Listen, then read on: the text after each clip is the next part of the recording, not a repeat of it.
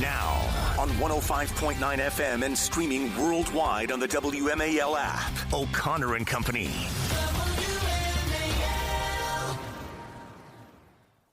It is 7:07. It's O'Connor and Company this Wednesday morning in your nation's capital. Thanks for tuning in. Now, coming up at the 8 o'clock hour, we're going to address President Trump's statement yesterday where he is moving closer to, quote, federalizing the District of Columbia. This is due to an increase in violent activity, including one recent incident that involved a member of the Doge team rescuing a woman who was beaten up by multiple thugs, and he ended up getting beaten up.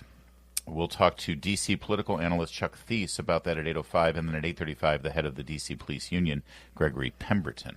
That is all coming up on the horizon. My name is Larry O'Connor, and I am pleased to be hanging out with Julie Gunlock. Good morning, Julie. Good morning. Joining us right now is author and historian and all-around good guy, Craig Shirley. We're reflecting on his book. It's actually not a new one. It's been out for a few years, but it's still available, called April 1945, The Hinge of History. Of course, April 45 begins the end of the Second World War. Craig Shirley, thank you so much for joining us.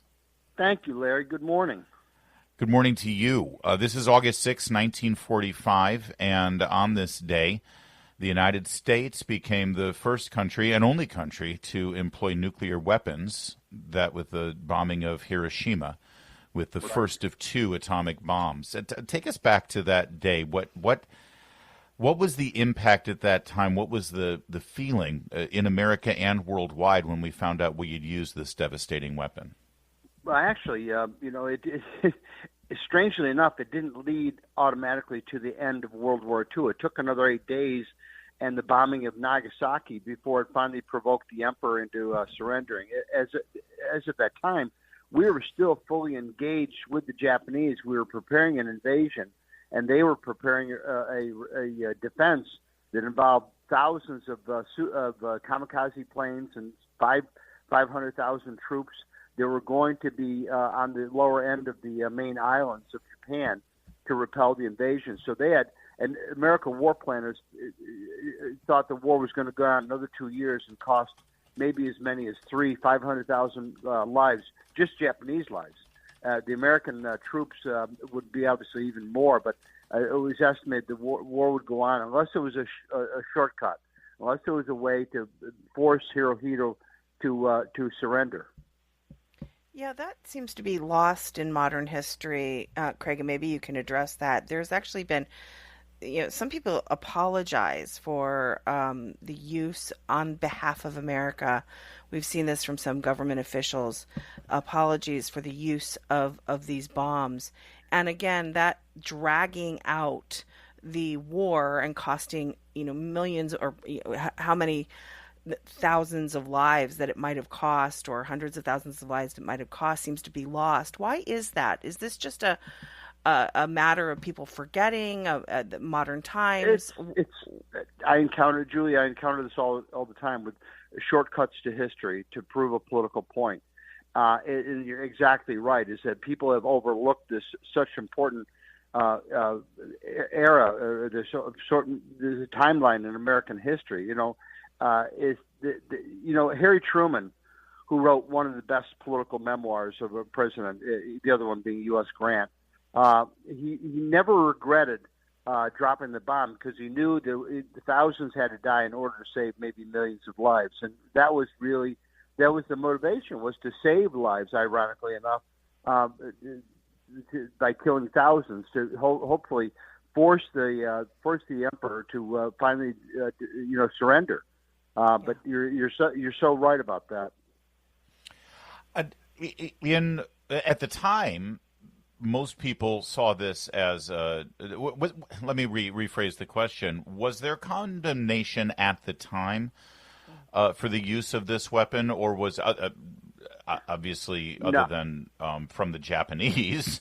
But beyond that, was there any condemnation, or has most of this been sort of like a recalibration of events? If there was, Larry, if there was condemnation, I have yet to find it. I've written 2 books on World War II now, and I've yet to find condemnation on that. Just I found anybody who didn't condemn Japan for December 7th, 1941. Don't forget is that this all started because of the surprise attack on Japan, which killed thousands of people, unprovoked, while they were still involved in peace negotiations.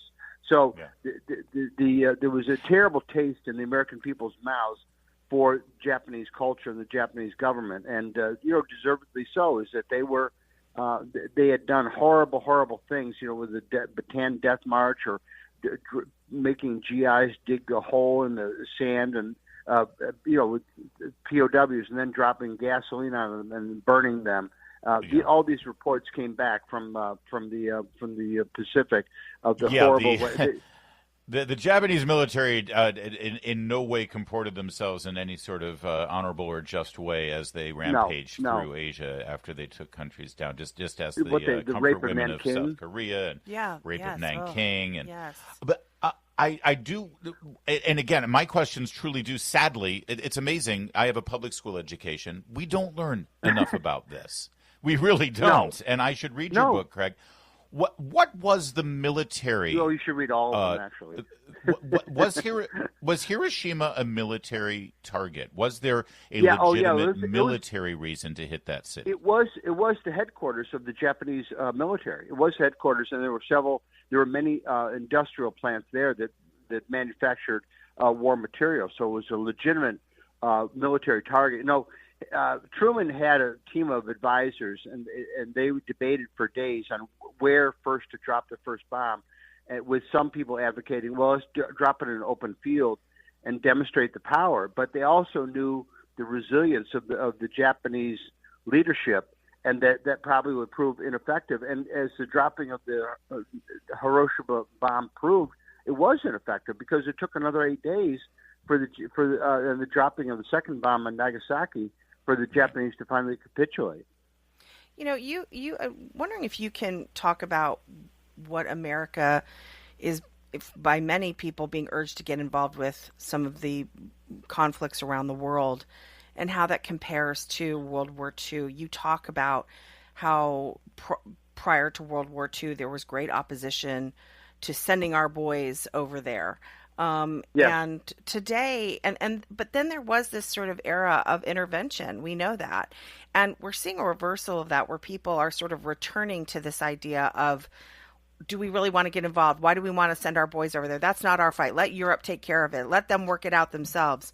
Can you talk a little bit about that return? Because it does seem like we're returning to those pre-World War II, more isolationist values. Exactly right, Julie. There's an ebb and flow to American foreign policy. We've gone from isolationist in the 30s. Both parties, by the way, were isolationists. That's what the America First movement was, comprised of Democrats and Republicans who were opposed to getting involved. We had a bad taste in our mouth after World War I, right?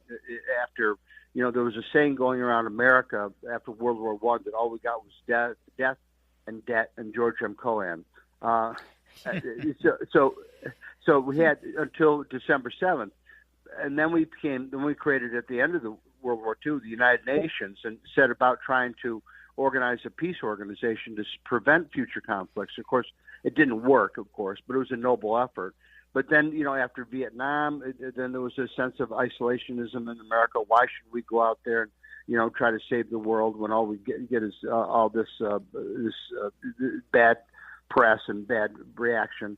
And then again, more internationalist during the Reagan era, and then more isolationist again during the Trump era. So you see an ebb and flow to American military involvement, like you said. It's really what the American people really want, And right now, they're sick of the Ukraine war, and they're sick of the Middle East, and they really want just to be left alone. Yeah. We've got to leave it there. It'll be interesting to see how the major news outlets cover this story today, if they do at all, the 80th anniversary of the bombing of Hiroshima. But we appreciate your insight, Craig Shirley. And the book, again, is April 1945, The Hinge of History. Clearly, I need to get it, so I will. You too. Thank you for admonishing me. And it should be pointed out, not only did it end that war, but we have not had another world war. We've had a lot of conflict. We've had a lot of various standoffs, but we haven't not had another world war.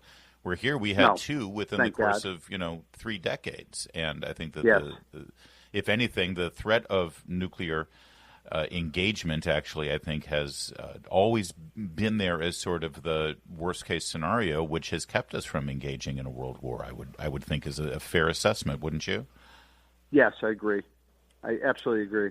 We'll leave it there, Craig. Thank you, sir. Always good to talk with you. Thank you. All right, likewise. Have a good day, y'all. WMAL, making sense of the news. Live from the Home Paramount Pest Control Studios. Home Paramount, the leader in pest control since 1939. Yesterday was a remarkable day in Washington, D.C. Every day seems to be a remarkable day in Washington, D.C. right now in the second Trump administration. But yesterday was definitely one for the record books as something that we have never seen before occurred. President Trump, Donald J. Trump, the 45th and 47th President of the United States, the head of the executive branch of the federal government, the leader of the free world, the commander-in-chief of the greatest armed forces in the history of the planet, Donald Trump, went for a stroll on the roof of the White House. I mean... Do we know why? I'm sorry I'm a little late to this. Well, do we know why, Larry? Not exactly. It appears as though, and I'm using my trained eye and ear... Was he cleaning the gutters? Was he cleaning the gutters? By the way, it should be reported the Secret Service was very nervous because there is a gradual slope to the roof. Yes. Well, we know. You know, they're not. They always hesitate when there's a slope on the roof. But since Trump was going, they followed. I believe he was there to inspect the progress of the work on the East Wing, where they are building the new ballroom area. And then he wanted to go to the West Side to take a look at that roof. And perhaps he wanted to make sure that things would match up. Maybe he was assessing building something. He did suggest potentially, as he put it, spending more of my money to improve the place. But here's what happened. As he headed over to the West Side, and he was on the roof there, just past the mansion, actually, so he was sort of walking on the addition to the White House, for lack of a better word, where the Roosevelt Room is, but also where the press meets, right? Mm-hmm. I think the Roosevelt Room is in that building, isn't it? Because he was over there, he was sort of overlooking the entrance to where the press comes in, and also what they call Pebble Beach, which is sort of the gravelly track where all of the reporters stand up and do their hits with the White House behind them. So the reporters all see him up there, and they started shouting to him and asking him questions, and he started shouting back and answering the questions. So he basically conducted an impromptu press conference from the rooftop of the White House. Unbelievable. Here's a little bit of it. Mr. President, what are you doing up there? Come down and talk to us. Give you help. What are you building? Go to the ballroom, which is on the other side. Are you considering more renovations, sir? Hello, Peter. That was Peter Ducey. He says, hello, Peter. He says, you look good from up here, by the way, he went on to say. At one point, he sort of gestured with his hands as if he was envisioning like a dome or something. Maybe a skylight, maybe a satellite dish, maybe a dance floor. I don't know. But Donald Trump was walking along the roof of the White House. You gotta love this guy. Honestly, this had to make the Secret Service a little nervous. You know, it's like... You would think. I mean, come on. Get down. Get down from there. He made sort of like a circular dome-like gesture, as if he was thinking of building something right there. And then he shouted out and said, anything I do is financed by me. You know, here, a little bit more of his exchange with with Peter Ducey. Trump, nice to see you got off the roof all right. Yeah. You said this morning that you probably won't be running for a third term. This weekend, Secretary of State Rubio said that he thought J.D. Vance would be a great nominee. You could clear the entire Republican field right now. Do you agree that the heir apparent to MAGA is J.D. Vance? Well, I think most likely, in all fairness, he's the vice president. I think Marco is also somebody that maybe would get together with J.D. in some form. I also think we have incredible people, some of the people on the stage right here. So it's too early, obviously, to talk about it, but certainly he's doing a great job, and he would be probably favored at this point. There you go. He would be favored, of course. And by the way, it's kind of a weird question. It's like, do you think that J.D. Vance is best suited to be president? And then the answer can only be, well, I chose him to be vice president. Right. And he kind of made that point. He kind of said, well, I mean, obviously this makes sense. I mean, he wants to kind of avoid that, I'm sure. Yeah. But I will say, I sometimes sit back and think about the press and their world. I mean, you've got President Trump on the roof yesterday. Think about how different this presidency is from Biden. Yes. Right? They closed. They called a lid at 11. See ya. Let's go. Let's go over to Old Ebbitt and get a drink. I mean, and he wasn't going on the roof. Oh, they're keeping him. He's keeping him hopping over there. No. By the way, it's been announced today at 4:30 from the White House. The president is going to make an announcement. We don't know what that is, but it is on the schedule, so we'll keep an eye on that. Right now, it's 7:23. Coming up, we're going to talk about Hunter Biden. He is that bad penny that just keeps popping up, and he's talking.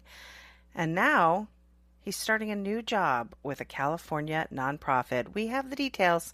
Keep it here. It's 7:30. WMAL FM, Woodbridge, Washington, a Cumulus media station.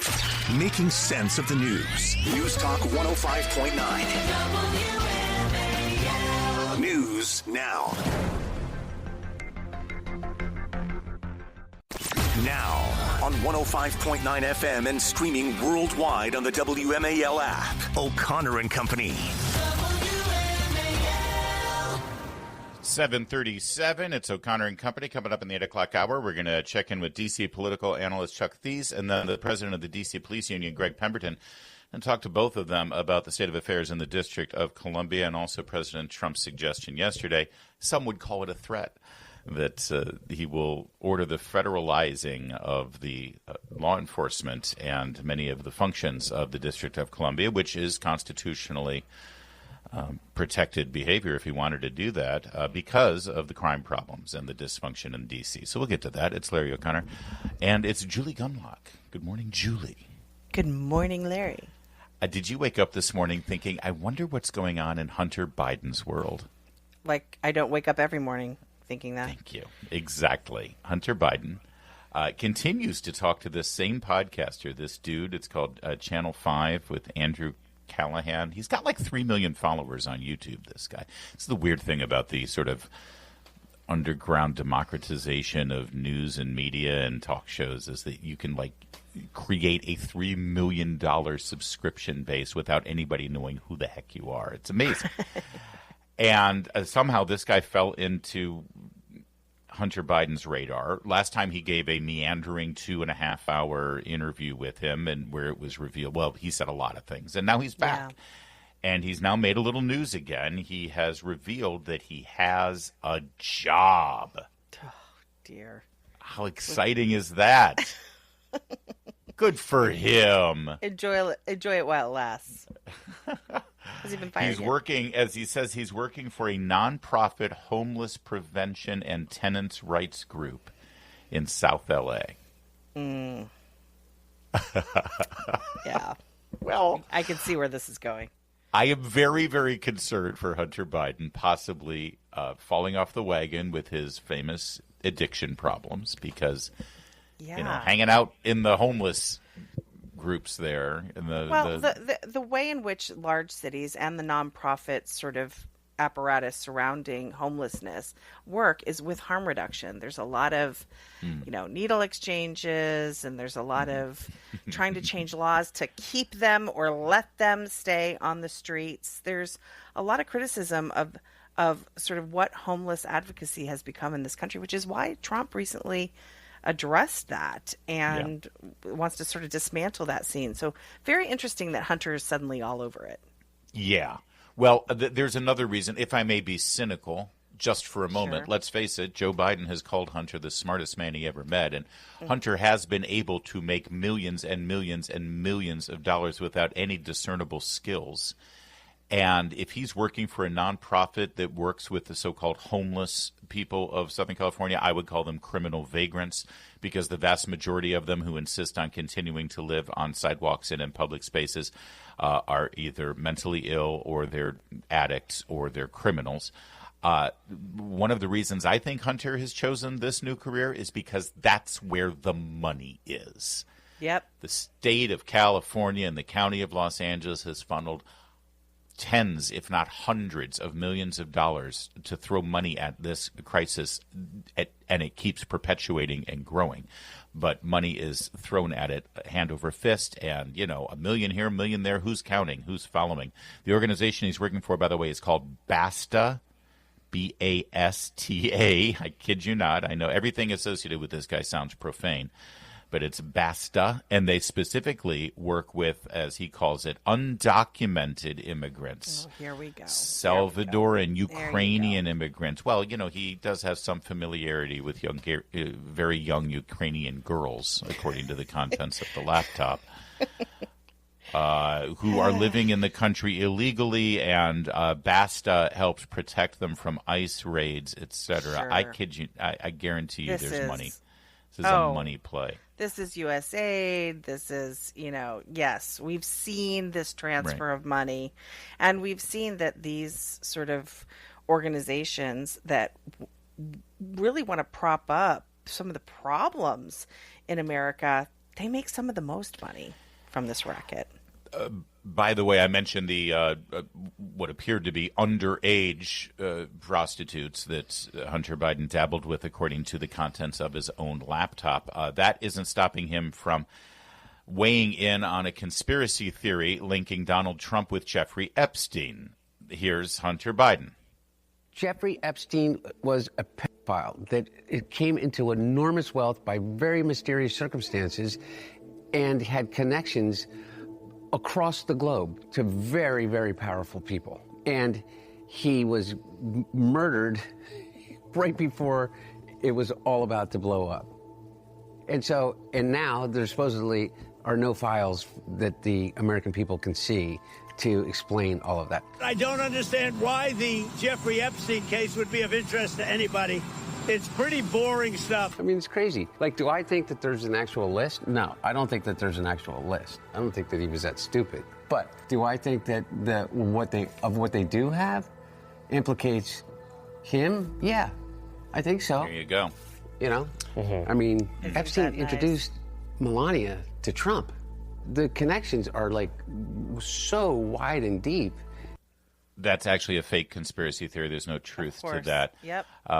Jeffrey Epstein had nothing to do with introducing Melania Trump to Donald Trump. It was at this point, by the way, when the podcaster, the aforementioned Andrew Callahan, he leaned forward and said, "Oh, well, since you brought up this whole pedophile thing with Jeffrey Epstein, have you ever commented on your sister Ashley's diary where she said that your father showered with her and she felt like she was abused by him, sexually abused and molested? Would you care to comment on that?" "Oh, I'm so sorry. He didn't say that. He didn't do that at all." No, the podcaster didn't even go there. No. Nope, of course not. Great opportunity. That's really missed opportunity. Friendly media. Yeah. Yeah. Oh, meanwhile, here's a development. The House Oversight Committee, James Comer, he's issued some sweeping subpoenas. Would you like to know who's been subpoenaed to the Oversight Committee? Yes. Here are the names. Former Secretary of State Hillary Clinton for October 9th. Former President Bill Clinton, October 14th.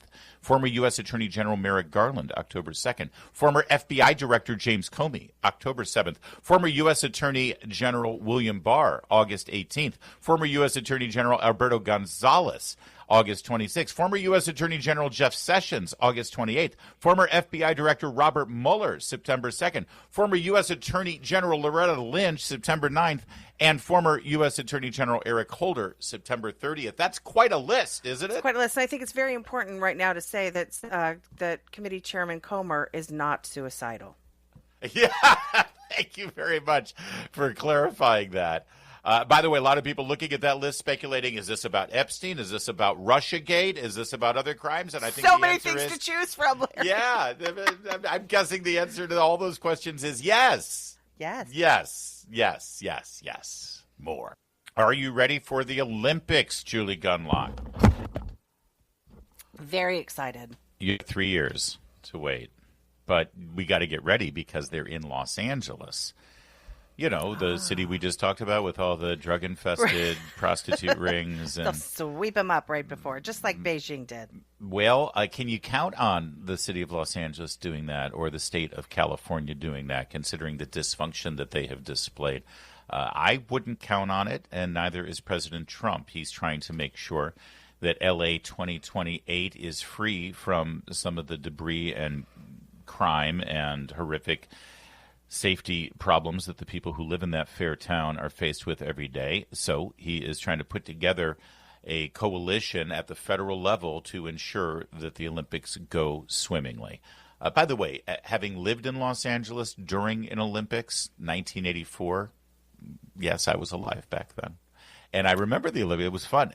It's not just the city of Los Angeles. It basically stretches the entire region of Southern California. Yes, the main stadium and all that stuff will be at, I think they call it now SoFi Stadium, is where the Rams and the Chargers play. They've had a Super Bowl there rather than the historic LA Coliseum, which has hosted 2 Olympiads. It'll now be in the SoFi Stadium, but still, they have events all over the place. They have events in Palm Springs in the desert. They have events all the way down as close to San Diego. In fact, some of the events take place. So it's this is a California thing, and Trump is seeing it as an American thing. And yesterday, he put together a whole group of leaders who will be sort of overseeing the process including Brendan Carr, our friend of the program and the chairman of the FCC. Excellent. Let's hope Karen Bass doesn't have anything to do with it. Yeah, you'll be shocked to learn that basically nobody from the California government is really connected to this effort at this time. Maybe it will light a fire under Karen Bass to get the rebuilding started. I don't think it's even started yet. Maybe she won't want that eyesore out there. Yeah, in Palisades, no, nothing's going on there.